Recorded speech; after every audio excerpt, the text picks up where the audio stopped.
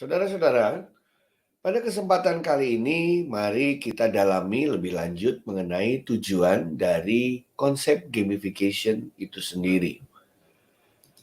Pada dasarnya, gamification itu seperti telah dikatakan sebelumnya, tidak hanya dipergunakan untuk pendidikan, tapi banyak juga dipergunakan untuk keperluan pelatihan, dipergunakan untuk keperluan proses-proses sosial lainnya, ya, yang membutuhkan engagement dari para perilakunya. Nah, apa saja sih yang sudah dipergunakan atau bidang apa saja yang sudah berhasil memanfaatkan atau mengadopsi konsep gamification? Promotion misalnya, ya. Kalau kita lihat zaman sekarang banyak sekali promosi-promosi produk itu dipergunakan atau dilakukan dengan cara yang menggunakan animasi, simulasi lewat YouTube, lewat handphone kita, lewat iklan-iklan yang menarik. Ya, yang kadang-kadang kita harus seolah-olah bermain game untuk melihat apa yang dipromosikan, produk atau layanan apa yang dipromosikan. Gamification juga bisa dipakai untuk employee productivity.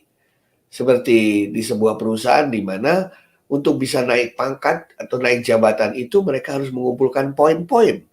Di mana poin-poin itu mereka dapatkan melalui berbagai aktivitas sesuai dengan fungsinya mereka masing-masing. Ya, gamification juga banyak dipakai untuk membuat supaya perilaku orang menjadi berubah. Ya, misalnya dulu waktu kita pramuka, seringkali dalam pramuka kita berkompetisi, ya kita kemah, camping, dan selalu tiap hari kita mengumpulkan poin per grup. Sehingga akhirnya perilaku kita pun berubah. Lebih sering bangun pagi, lebih baik dalam bekerja kelompok, dan lain sebagainya. Game juga sering dipakai dalam marketing untuk loyalty program misalnya. Anda yang memegang kartu loyalty customer, ya bisa mengumpulkan poin sebanyak-banyaknya melalui berbagai cara yang akhirnya nanti bisa mendatangkan manfaat. Bisa ditukar dengan barang, bisa jadi rupiah, dan lain sebagainya. Dan tentu saja dalam konteks kita berbicara ini adalah untuk edukasi, untuk pendidikan dan pembelajaran. Nah, saudara-saudara sekalian, target pemanfaatannya untuk apa sih? Sudah pernah saya sampaikan dulu, nomor satu adalah yang namanya engagement. Engagement itu adalah suatu peristiwa di mana saya merasa merupakan bagian dari suatu komunitas. Saya merasa satu chemistry gitu ya. Sehingga saya senang berdiskusi, berkolaborasi, ngobrol, berinteraksi dengan orang-orang yang ada di lingkungan saya. Karena saya merasa engage dengan mereka. Atau saya merasa engage dengan sumber belajar. Seperti buku bacaan cerita yang membuat saya tidak pengen berhenti membacanya. Karena saya merasa berada di dalam cerita itu. Jadi engagement dalam pendidikan bisa terjadi antara peserta didik dengan sumber belajar maupun dengan peserta didik lainnya. Atau engage-nya dengan pendidik, dengan gurunya, dengan dosennya. Ya, karena mereka merasa bagian dari proses pembelajaran itu sendiri. Mereka merasa berkepentingan sehingga mereka ingin terlibat. Itu engagement. Kalau dalam dunia pekerjaan, tadi dikatakan mereka bermain ini semua untuk apa? Untuk mendapatkan insentif. Karena setiap kali dia mengachieve suatu target yang sudah di-set perusahaan, maka dia bisa mendapatkan insentif.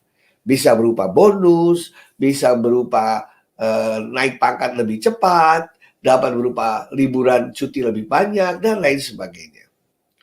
Nah, banyak juga dipergunakan untuk membentuk yang namanya collaborative work. Dalam konsep gamification, kita bisa mengembangkan game di mana orang kalau sendirian tidak akan pernah bisa lewat level itu. Kalau sendirian dia tidak pernah akan bisa lulus di sana. Nah, oleh karena itulah mereka dipaksa untuk berkolaborasi dengan orang lain agar mereka bisa mengerjakan sesuatu, berkolaborasi dan mencapai target yang diinginkan. Bahkan game ada juga yang bisa dipakai untuk membuat orang memiliki perilaku sosial yang berbeda. Anda melihat kan contoh-contoh MLM itu semua rata-rata menggunakan pendekatan gamification. Sehingga perilaku orang-orang yang terlibat dalam bisnis ini pun menjadi berbeda. Nah, ini adalah target-target dari pemanfaatan konsep gamification. Adakah tujuan-tujuan lainnya? Masih banyak. Ya, tadi kita katakan supaya orang tujuannya supaya orang jadi senang. Kalau orang senang itu pengen lagi. Nah, pengen lagi itu kan istilahnya addicted, ketagihan. Ya, bayangkan kalau kita berhasil menerapkan gamification dalam ruang kelas, itu bisa membuat anak-anak ketagihan. Tidak sabar ketemu gurunya lagi. Tidak sabar belajar lagi. Bahkan sebelum ketemu bersama belajar, mereka sudah belajar terlebih dahulu. Ya kenapa? Karena mereka merasa senang, merasa mengasyikkan. Mereka ingin segera bertemu dengan pemain-pemain lain, dengan siswa-siswa lain. Ya, kemudian mereka juga tidak sabar ada skenario-skenario yang baru. Nah, ini yang penting karena banyak guru-guru itu senangannya menggunakan game, begitu siswanya suka, dipakai terus. Jadi misalnya Quizizz, Kahoot, Mentimeter. Nah, mereka tuh seneng ganti-ganti skenarionya. Jadi kalau sekali pakai Quizizz nanti pakai yang lain lagi. Nah, jadi guru-guru, dosen-dosen harus tahu persis mengenai game-game apa saja yang bisa dipakai. Karena game bisa saja pada awalnya anak-anak senang, tapi lama-lama bosan. Ya seperti kalau kita main game kan, kita main game kan banyak game yang kita mainkan.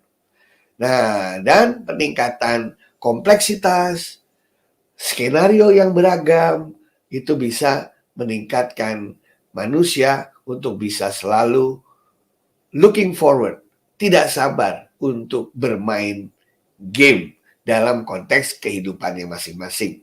Dalam konsep belajar, dalam konsep bekerja, dalam konsep berorganisasi, dan lain sebagainya. Terima kasih.